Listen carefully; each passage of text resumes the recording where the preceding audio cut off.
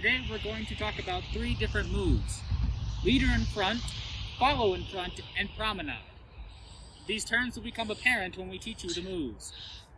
So, to start, you're going to want to start in jockey. Another thing, you're going to be using Lindy count footwork. So, that's 8 count footwork. If you don't know what that is, you need to go watch the Lindy video, because it's very important for today's video. So, to start off, we're just going to do an 8 count of Lindy footwork to kind of refresh. 5, 6, 7, 8. 1 step, triple step, step, step, triple step. Alright, now that we got that out of the way, we're going to now teach leader in front. We're going to turn for your viewing pleasure. So, in leader in front, the leader will move in front of the follow in a cyclic manner. I will show you what this looks like. 5, 6, 7, 8. Rock, step, triple step.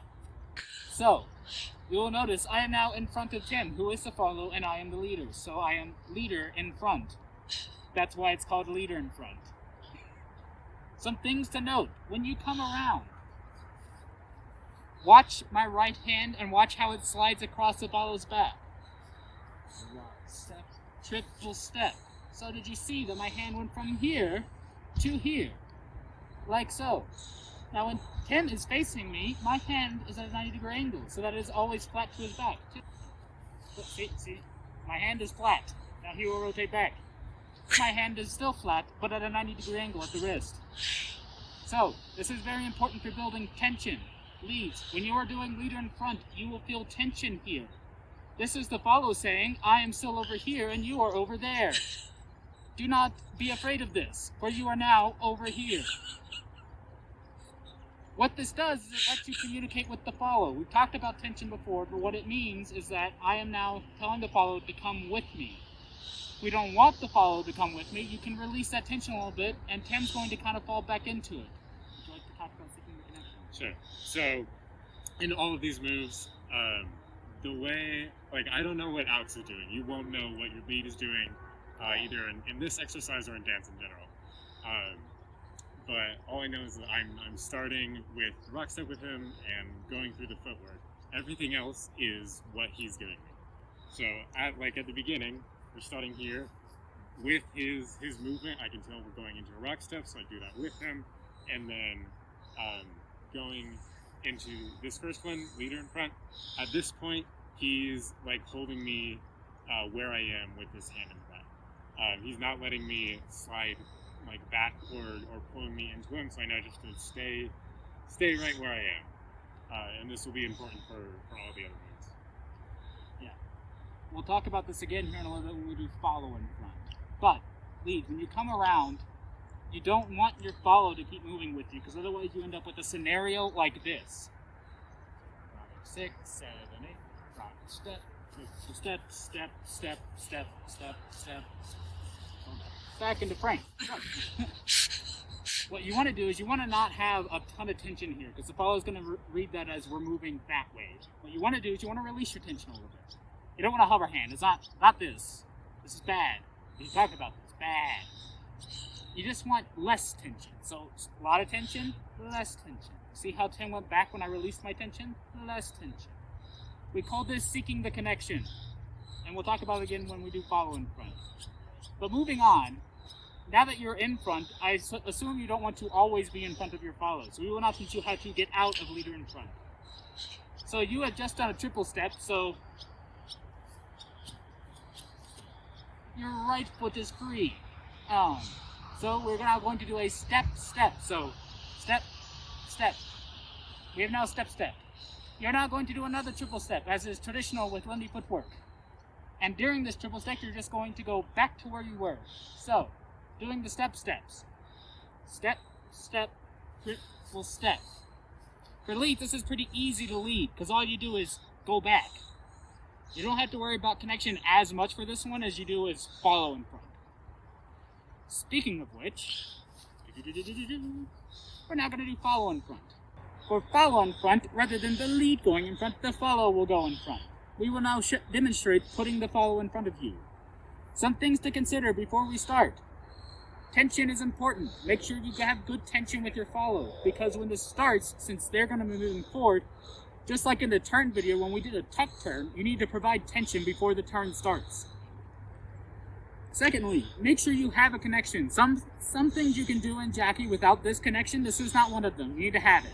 So, 5, 6, 7, 8, rock, step, triple step.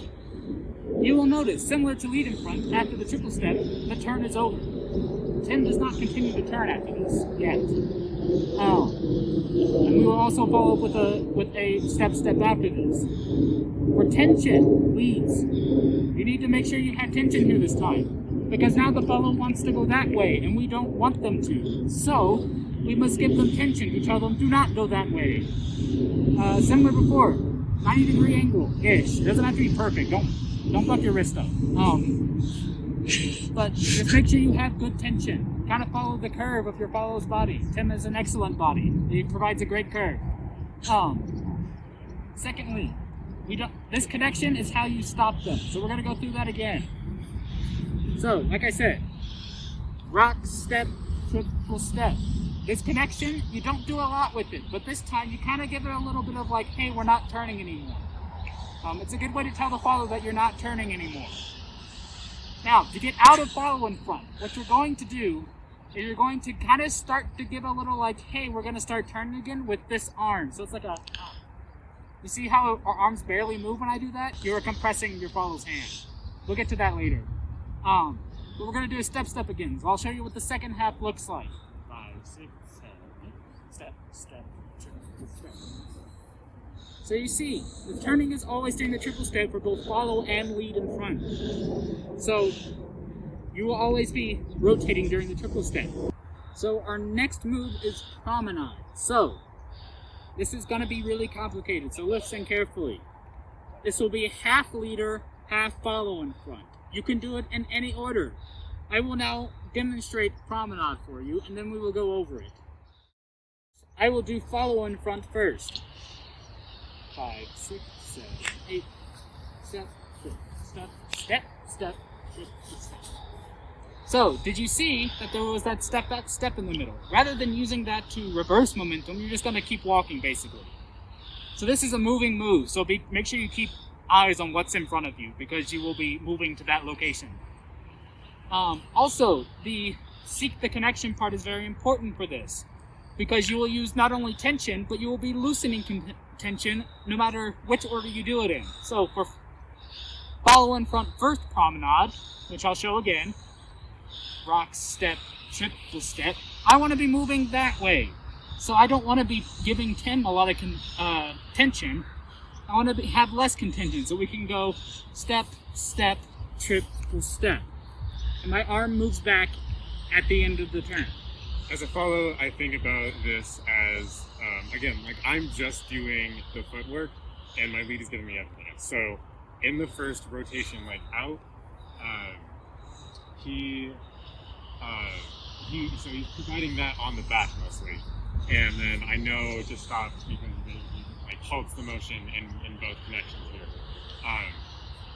If you're not getting like anything from your lead, I take that as just like continue whatever momentum you have. So like if he gives me nothing here, I'm just gonna keep going back. And so then like as a lead, I started thinking about that. If I want my follow to just keep doing what they're doing in that moment, I'm not really providing any tension away or towards myself when I'm leading. I'm just holding my hand like relative to me exactly where it is, and the follow is leaning into that, and so they have like a stable place and they know not to change what they're doing. Yes, similarly, if you're a follow and you feel like messing with your lead, if you're not receiving anything, you just keep doing what you're doing to let the lead know that they are not giving you enough information. It is a good way to communicate back to your lead as well. So like for instance, if I wanted to do a follow in front but not do a promenade, step, I don't give Tim enough to come back, he's just going to keep going. So keep that in mind when you're social dancing eventually in the future. So next we're going to do leader in front, first promenade. It's very similar, just you start leader in front. So 5, 6, 7, 8, rock, step, step, step, step, step, step. You'll notice for both of them that it starts with one and ends with the other. So the first half of the move is either leader in front or follow in front, and the second half is either leader in front or follow in front. The back half of both of those. So, like for leader in front, I start and I move out. That's leader in front. At the end, I let Tim come back to me. That's the end of follow in front. And vice versa, first you start with follow in front. I move Tim out, then I move back. That's follow, then leader. You can break it down into 2 individual 4 counts. It's a lot easier to think about in your head and a lot easier to remember how to do. I think that's it. If you have any questions about any of these, don't hesitate to contact the captains. And if you have any constructive criticism or feedback to give to us, please feel free to reach out to us.